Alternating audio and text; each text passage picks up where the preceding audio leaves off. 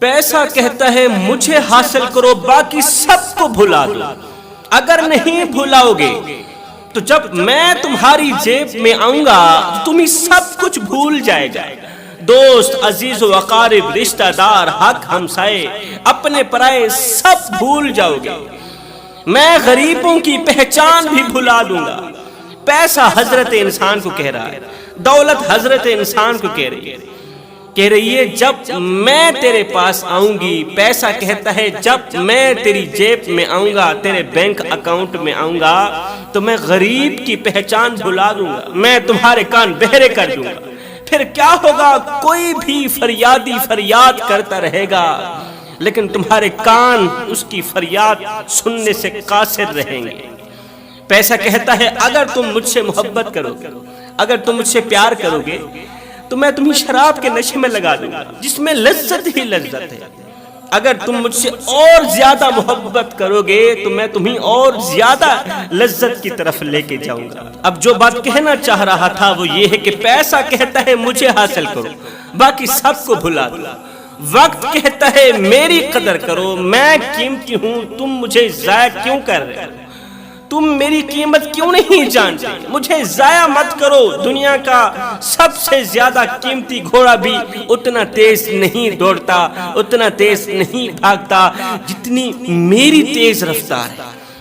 وقت حضرت انسان کو کہہ رہا ہے دنیا کا سب سے بڑا قیمتی اور تیز گھوڑا اتنا تیز نہیں بھاگتا جتنی میری تیز رفتار ہے۔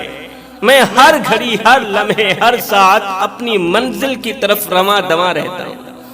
اگر ہم وقت سے پوچھیں کہ تیری منزل کون سی ہے، بتا تو صحیح کہ تو ہر وقت، ہر گھڑی، ہر لمحے جس منزل کی طرف رواں دواں رہتا ہے، بھاگتا دوڑتا رہتا ہے، کوئی تجھے نہیں روک سکتا، بتا تو صحیح وہ منزل کون سی ہے؟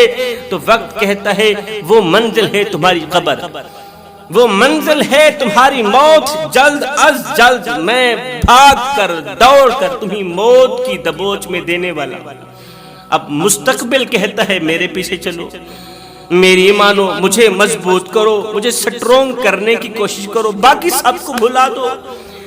اب پیسہ کہتا ہے مجھے حاصل کرو، وقت کہتا ہے میں قیمتی ہوں، میرے پیچھے چلو، مستقبل کہتا ہے مجھے مضبوط بناؤ، لیکن میرا اللہ صرف اتنا کہتا ہے کہ بس مجھے یاد کرو، مجھے یاد کرو، میرا ذکر کرو۔ یہ تمام چیزیں تمہارے قدموں پر نہ ڈال دو، مجھے رب العالمین بھی نہ کہنا۔ پھر وقت بھی تمہارے قدموں پر ڈال دوں گا، پھر مستقبل بھی تمہارے قدموں پر ڈال دوں گا، پھر پیسہ، دولت، سب کچھ تمہارے قدموں پر نہ ڈال دو، مجھے رب العالمین بھی نہ کہنا۔ تم مجھے یاد تو کرو میرے بندو، کیا میں تمہارا رب نہیں ہوں؟ کیا میں تمہیں پیدا کرنے والا نہیں ہوں؟ کیا میں تمہیں پالنے والا نہیں ہوں؟ جب تمہارا مالک بھی میں ہوں، خالق بھی میں ہوں، قادر بھی میں ہوں، سب کچھ میں ہوں، تو پھر تم مجھے یاد کیوں نہیں کرتے؟ جوانو، کیا تم جانتے ہو ہمارا دنیا میں آنے کا مقصد کیا تھا؟ اللہ تعالیٰ نے ہمیں کس مقصد کے لیے اس دنیا میں بھیجا تھا؟ آخر وہ کون سا مقصد تھا جس مقصد کے لیے میرے رسول کریم نے ہمارے لیے آنکھوں سے آنسو بہائے، ہمارے لیے پتھر کھائے، دکھ برداشت کیے، درد برداشت کیے؟ آخر وہ کون سا مقصد تھا کہ اللہ تعالیٰ نے ہمیں ایک چیز فرشتوں والی دی، ایک چیز جانوروں والی دی، یعنی کہ ایک عقل دی، دوسری شہوت دی، عقل اور شہوت دے کر ہمیں حضرت انسان بنایا۔ آخر وہ کون سا مقصد تھا کہ اللہ تعالیٰ نے ہمیں حضرت انسان بنا کر دنیا میں بھیجا؟ ہمارے آنے کا مقصد کیا تھا؟ زندگی پانے اور انسانی وجود میں آنے کا مقصد کیا تھا؟ حضرت حسن بصری فرماتے ہیں زندگی کا اصلی مقصد یہ ہے کہ کوئی تمہاری وجہ سے اللہ کے قریب ہو جائے۔ زندگی کا اصلی مقصد بھی یہی ہے کہ کوئی تمہاری وجہ سے نمازی بن جائے، کوئی تمہاری وجہ سے اللہ کے قریب ہو جائے، کوئی تمہاری وجہ سے جھوٹ بولنا چھوڑ دے، کوئی تمہاری وجہ سے غیبت چھوڑ دے، چغلی چھوڑ دے، کوئی تمہاری وجہ سے سچائی کا دامن مضبوطی سے پکڑ لے، صبر کا دامن مضبوطی سے پکڑ لے، کوئی تمہاری وجہ سے سجدوں کی لذت چکھ کر اللہ کے قریب ہو جائے۔ یہ ہے زندگی کا مقصد۔ جب بھی تم اپنی وجہ سے کسی کو اللہ کے قریب ہوتا دیکھو، جب بھی تم اپنی وجہ سے کسی کو نماز پڑھتا دیکھو، جب بھی تم اپنی وجہ سے کسی کو توبہ کرتا دیکھو تو اللہ کا لاکھ لاکھ شکر ادا کیا کرو، اس لیے کہ تم نے زندگی میں آنے کا مقصد پورا کر دیا، اس مقصد کا حق ادا کر دیا۔ اور جب کوئی تمہاری وجہ سے دین سے دوری اختیار کرنے لگے، یہ بھی سن لو، حضرت حسن بصری فرماتے ہیں جب کوئی تمہاری وجہ سے دین سے دوری اختیار کرنے لگے، نماز سے دور ہونے لگے، قرآن سے دور ہونے لگے، حق سچ بولنے سے دور ہونے لگے، تو جان لو تم ان بدقسمت لوگوں میں سے ہو، تم ان جانوروں میں سے ہو جنہوں نے خدائی دعویٰ کیا اور مخلوق کو خالق سے دور کر دیا۔ تم پھر فرعون میں سے ہو، تم پھر نمرود میں سے ہو، انہوں نے بھی خدائی دعویٰ کر کے مخلوق کو خالق سے دور کیا تھا، اور تم بھی مخلوق کو خالق سے دور کر رہے ہو۔ جوانوں، میرے دامن میں زندگی بدل دینے والا ایک واقعہ پڑا ہے، زندگی میں انقلاب لانے والا۔ اس واقعے نے لاکھوں کروڑوں بھٹکے ہوئے نوجوانوں کو راہ راست پر لگا دیا، لاکھوں کروڑوں نوجوانوں کو راتوں کی تاریکیوں میں اٹھ اٹھ کر توبہ کرنے پر مجبور کر دیا، آنکھوں سے آنسو بہانے پر مجبور کر دیا۔ میرے رسول کریم صلی اللہ علیہ وسلم نے فرمایا صحابہ، راتوں کی تاریکیوں میں اٹھ اٹھ کر قرآن پڑھا کرو اور قرآن پڑھتے وقت رویا کرو۔ فرمایا اگر رونا نہ بھی آئے تو رونے کی کوشش کر لیا کرو۔ حضرت داتا علی حجویری سے پوچھا گیا حضرت اگر رونے کی کوشش کریں پھر بھی رونا نہ آئے تو کیا کریں؟ آپ نے فرمایا پھر اپنے مقدر پہ رویا کرو، پھر اپنی قسمت پہ رویا کرو، اپنے نصیب پہ رویا کرو کہ اتنے سنگ دل ہو چکے ہو کہ آنکھیں آنسو بہانا بھی چھوڑ گئی۔ جوانوں، ایک شخص اپنے لیے قبر کھود رہا تھا، خود اپنے لیے اپنے ہاتھوں سے قبر کھود رہا تھا۔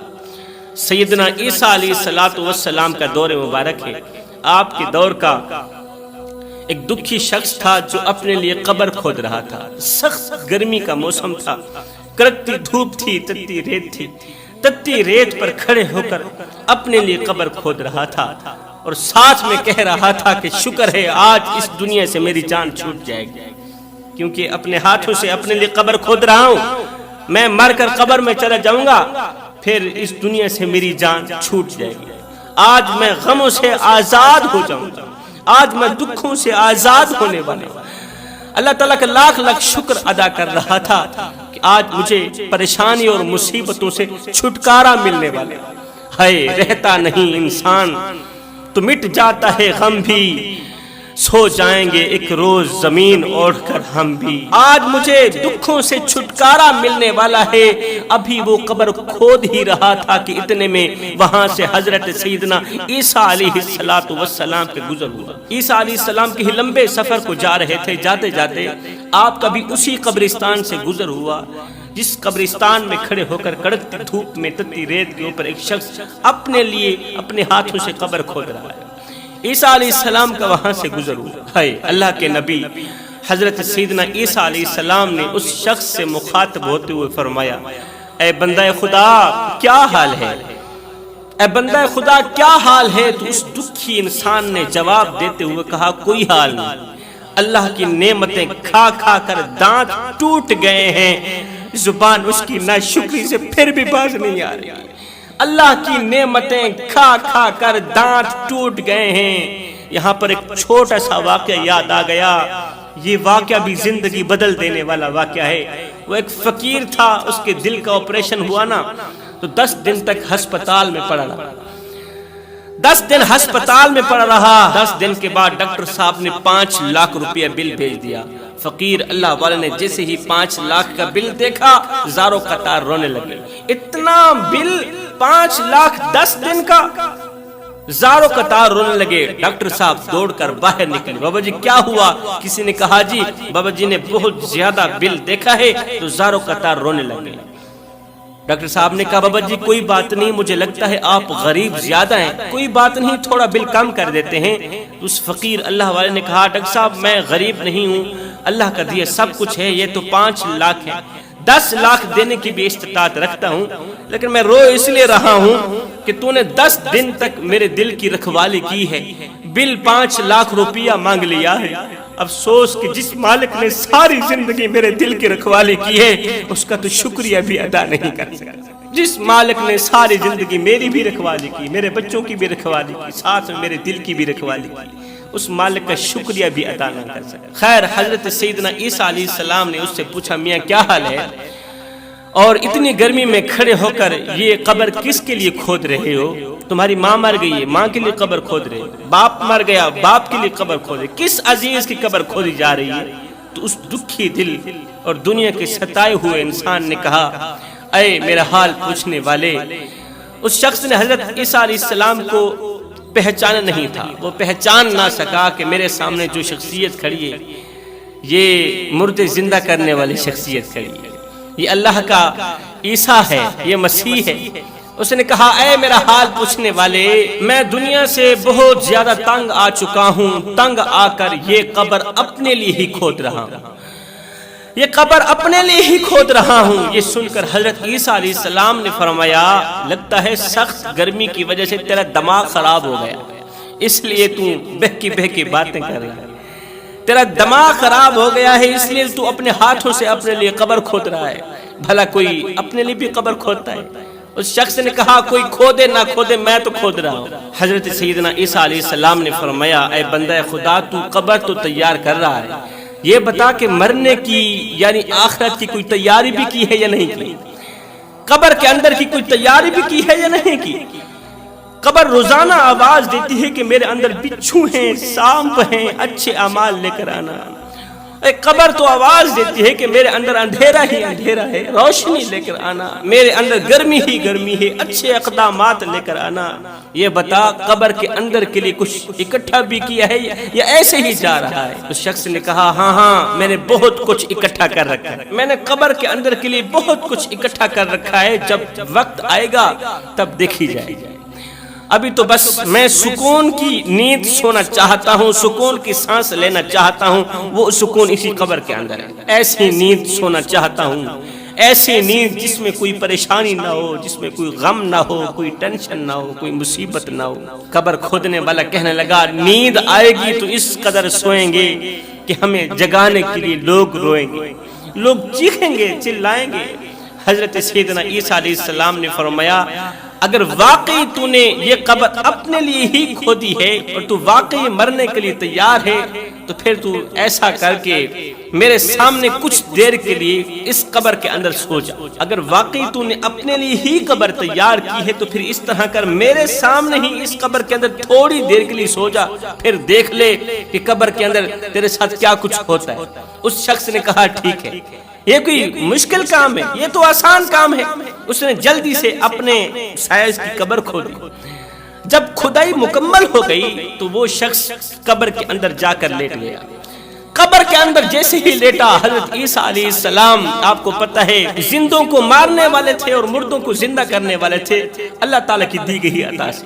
اب جیسے ہی یہ شخص اپنے سائز کی قبر بنا کر اندر سویا تو حضرت سیدنا عیسیٰ علیہ السلام نے دونوں ہاتھ اٹھائے، عرض کی او میرے کریم رب، اس قبر میں سونے والے کو اب بھی اور اسی وقت موت دے دے، اس قبر کے اندر سونے والے کو ابھی اور اسی وقت موت دے دے، اسے پتہ چل جائے کہ دنیا تیرے لیے اچھی ہے یا قبر تیرے لیے اچھی ہے، اور قبر کس کے لیے اچھی ہوتی ہے، مومن کے لیے یا کافر کے لیے؟ قبر کس کے لیے اچھی ہوتی ہے، غفلت میں زندگی گزارنے والوں کے لیے یا آخرت کے لیے کچھ اکٹھا کرنے والوں کے لیے؟ اب توجہ طلب بات ہے جوانوں، اللہ نے حضرت سیدنا عیسیٰ علیہ السلام کی دعا کو قبولیت کا شرف عطا فرمایا، دعا فوراً قبول ہو گئی، کیونکہ اللہ تعالیٰ کبھی بھی نبی کی دعا کو رد نہیں کرتا۔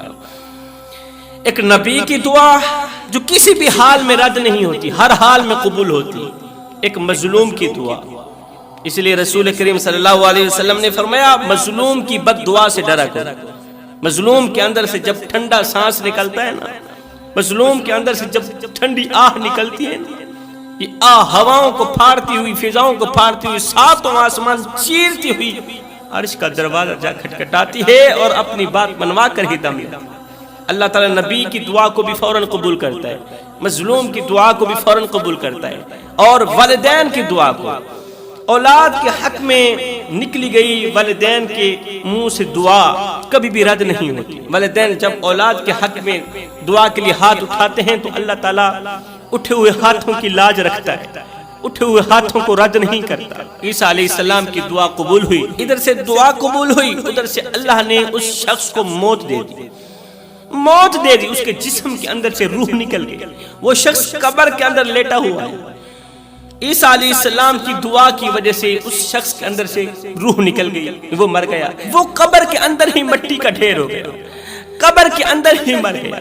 اب اس شخص نے عذاب کو اپنی طرف آتے دیکھا، وہ تو مردہ ہو چکا تھا نا، عذاب کو اپنی طرف آتے ہوئے دیکھا، قبر کے اندر لیٹا ہوا ہے، مر گیا ہے، مردہ لاش ہے، عذاب کو اپنی طرف آتے ہوئے دیکھا، سانپوں اور بچھوؤں کو اپنی طرف آتے ہوئے دیکھا اس کے اکاؤنٹ میں ایک نیکی بھی نہیں ملی جو ان سانپوں سے مجھے بچا سکے، اس عذاب سے مجھے بچا سکے۔ اس نے اپنی قبر کو جہنم کے گڑھوں میں سے گڑھا بنتے ہوئے دیکھا، چاروں طرف آگ ہی آگ ہے، قبر میں سانپ بچھو اپنا منہ کھولے بیٹھے، اس عذاب کو دیکھ کر وہ ڈر گیا، چیخیں مارنے لگا، رونے لگا۔ اس کے پاس کوئی ایسا عمل نہیں تھا جو اس عذاب سے اسے بچا سکے، کوئی عمل ایسا نہ تھا جو اس عذاب کو ٹال سکے۔ وہ بہت ہی پریشان تھا کہ اتنے میں حضرت سیدنا عیسیٰ علیہ السلام نے پھر سے دعا کے لیے ہاتھ اٹھا دیے، دعا کے لیے ہاتھ اٹھائے، یا اللہ اسے ایک بار پھر سے زندگی عطا فرما، ایک بار پھر سے اسے دنیا میں بھیج دے۔ اللہ نے پھر سے نبی کی دعا کو قبولیت کا شرف عطا فرمایا، نبی کی دعا قبول ہوئی، اللہ تعالیٰ نے اس شخص کو زندہ کر دیا۔ جیسے ہی وہ شخص زندہ ہوا، چیخیں مارتا ہوا قبر سے باہر نکلا، وہ بہت ڈرا ہوا تھا، چہرے پر پریشانیوں کے آثار تھے، مصیبتوں کے آثار تھے، خوف اور دبدبے کے آثار تھے۔ حضرت عیسیٰ علیہ السلام نے فرمایا اب بتا، اب بھی تو مرنا چاہتا ہے؟ اس نے بھاگتے ہوئے، دوڑتے ہوئے، روتے ہوئے کہا کہ میں نے سوچا تھا کہ قبر میں مجھے سکون ملے گا، قبر میں سکون ہوگا، کوئی پریشانی نہیں ہوگی، میں نادان نہیں جانتا تھا کہ قبر تو اس دنیا سے بھی زیادہ پریشانیوں کا گڑھا ہے، قبر کے اندر تو اس دنیا سے بھی زیادہ پریشانیاں ہیں، قبر میں تو اس سے بھی زیادہ غم ہے، قبر کے اندر تو دنیا سے کہیں زیادہ مصیبتیں ہیں، پریشانیاں ہیں، ٹینشنیں ہیں۔ اب قبر کے اندر دنیا سے بڑھ کر پریشانیاں کس انسان کے لیے؟ نافرمان کے لیے، غفلت میں ڈوبے ہوئے انسان کے لیے، جو دنیا میں رہ کر اپنی زندگی میں دنیا کو سب کچھ سمجھتا رہا، آخرت کی پرواہ نہ کی، آخرت کے لیے کچھ اکٹھا نہ کیا۔ صاحب نہ کفن میں جیب ہے، نہ قبر میں الماری ہے، اور کمال کی بات تو یہ ہے کہ موت کا فرشتہ رشوت بھی نہیں لیتا۔ جب ایک گنہگار انسان، بدکار انسان، سیاکار انسان، غفلت میں ڈوبا ہوا انسان قبر کے اندر جاتا ہے نا، تو قبر کہتی ہے تیرا آنا نامبارک ہو، او بدبخت، او بدقسمت انسان، تیرا آنا نامبارک ہو۔ دنیا میں جتنے لوگ میرے اوپر چلتے تھے، ان تمام لوگوں میں سب سے زیادہ مجھے برا تو ہی لگتا تھا، مجھے گندا تو ہی لگتا تھا، آج تو دیکھے گا کہ میں تیرے ساتھ کس طرح کا بھیانک سلوک کرتی ہوں۔ پھر قبر اس کے لیے جہنم کے گڑھوں میں سے گڑھا بن جاتی ہے، چاروں طرف جہنم کی کھڑکیاں کھول دی جاتی ہیں، چاروں طرف آگ بھڑکا دی جاتی ہے، سانپوں اور بچھوں کی سوا کچھ نہیں ہوتا، گرمی کی سوا کچھ نہیں ہوتا۔ اس لیے میں کہتا ہوں جوانوں، آج ہماری جوانیاں کس رخ پہ چل پڑی، آج ہماری جوانیاں کس سمت پہ چل پڑی، کس سائیڈ پہ چل پڑی ہے۔ جوانی میں تو اس درد کو پیدا کرنے کی ضرورت تھی کہ ہم نے مرنا بھی ہے، جوانی میں تو اس سوچ کو پیدا کرنے کی ضرورت تھی کہ ہم نے قبر میں بھی جانا ہے، ہم نے قیامت کے دن اللہ رسول کو منہ بھی دکھلانا ہے۔ جوانوں، یہ زندگی کے لمحے تمہارے اور میرے لیے غنیمت، انہی لمحوں میں کچھ کر لو، انہی لمحوں میں کچھ اکٹھا کر لو، خدا کی یاد اور محبت کے دیے اپنے دل میں جلا لو، معلوم نہیں پھر فرصت ملے نہ، معلوم نہیں پھر یہ زندگی کے لمحے ملے نہ۔